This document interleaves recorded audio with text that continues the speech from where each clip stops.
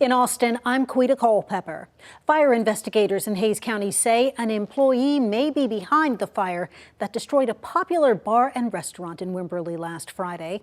Court documents reveal new details about the arson investigation at Savage's. Firefighters were called to the restaurant at around 5 a.m. last Friday. And they say the first floor of the restaurant had already burned and it spread to the second floor. Investigators say the restaurant owners told them the key to open the restaurant was missing from the lockbox, and the security camera system was shut off a few hours before that fire. At the same time that investigators were looking into the fire at Savage's, San Marcos police responded to a call at a San Marcos apartment complex where a man appeared to be burned and knocking on doors for help. But while searching that man's apartment, authorities discovered burnt shoes and cleaning supplies. They also learned he was an employee at Savage's.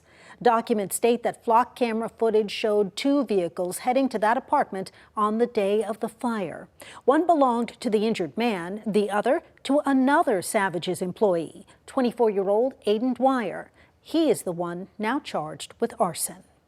The owners of the restaurant, the Savage's, announced they were closing their restaurant last month.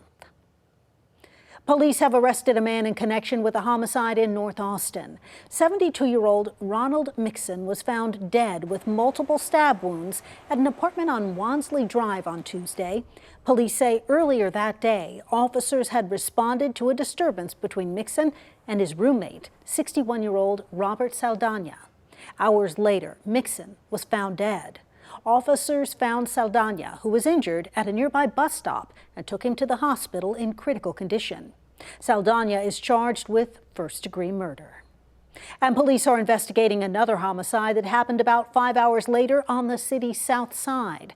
Police responded to a call Tuesday night about a pedestrian who'd been hit by a vehicle on South Lamar. Medics tried to save that person, but they died just before 11 p.m. The victim's name has not been released. Police do not have a suspect in custody, and it's unclear what type of vehicle was involved. A coalition of civil liberty groups are suing Texas school districts over a new law requiring the 10 Commandments be displayed in all public school classrooms. Governor Greg Abbott signed Senate Bill 10 into law, and it's set to take effect on September 1st. Here's Daniel Perot. 16 families from across Texas are suing their local school districts, asking a judge to declare Senate Bill 10 unconstitutional and prevent it from taking effect. It infringes on students' and parents' ability to freely practice their own religion without government coercion. The ACLU and two other civil liberty groups filed the lawsuit, which argues displaying a Protestant version of the religious text in all classrooms would favor one religion over others. They say that violates the Establishment Clause of the U.S. Constitution, which says the government can't make laws respecting an establishment of religion. Only families have the right to teach our kids about religion and religious faith, and not the government. The lawsuit names 11 school districts, including Austin, Lake Travis, and Dripping Springs. The plaintiffs, who are Jewish, Christian, Unitarian Universalist, Hindu, or non-religious, argue SB 10 will impose religious values and beliefs on their students that run counter to their own. This can lead to a lot of harms, like the kids feeling bullied or shamed or othered. Last week, Governor Greg Abbott posted on X, quote, "Faith and freedom are the foundation of our nation," vowing if anyone sues, Texas will win that battle. SB 10 requires the Attorney General's office to defend districts in lawsuits related to the bill and the state to cover the costs. Supporters say the teachings of the 10 Commandments are foundational to America's history. Nothing is more deep-rooted in the fabric of our American tradition of education than the 10 Commandments. What Republicans say is a moral framework for students, critics say is turning public school into Sunday school, the latest chapter in the battle over efforts to incorporate religion into the classroom. And that was Daniel Perot reporting. An appeals court in Louisiana has ruled a similar law in that state is plainly unconstitutional.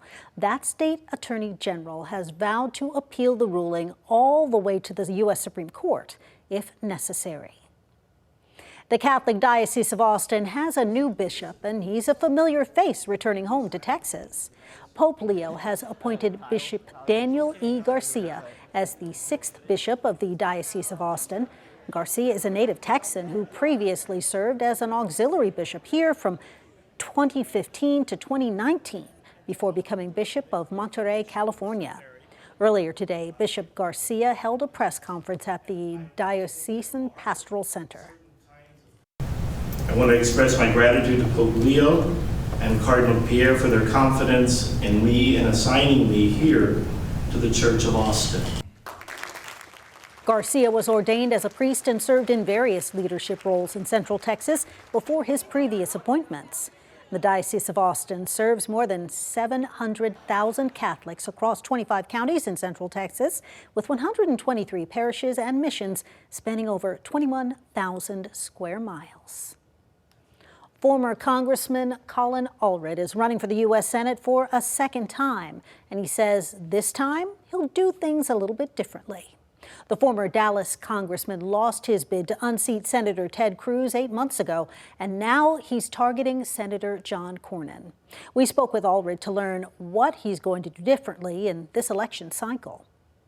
And I'm an old football player, and I can tell you that after a football game, or after a loss, or after a season, you would look at what happened and you try and make assessments and all that. The former congressman says he also plans to spend more time with working Texans, visiting work sites and having what he calls long-form conversations about lowering costs for families. He also said he plans to roll out an anti-corruption plan and continue his practice of refusing corporate PAC money. Ahead of the 4th of July, uniformed service members will have a dedicated security line at Austin's airport. It's part of the new Serve with Honor, Travel with Ease campaign. Not only do members of the military get their own line, at certain airports, families who lost a family member in the line of duty can get free TSA pre-check enrollment. Active duty military and people who work for the Department of Defense already have complimentary TSA pre-check. San Antonio and El Paso airports are also rolling out the program. And those are the headlines happening in Austin. I'm Quita Culpepper.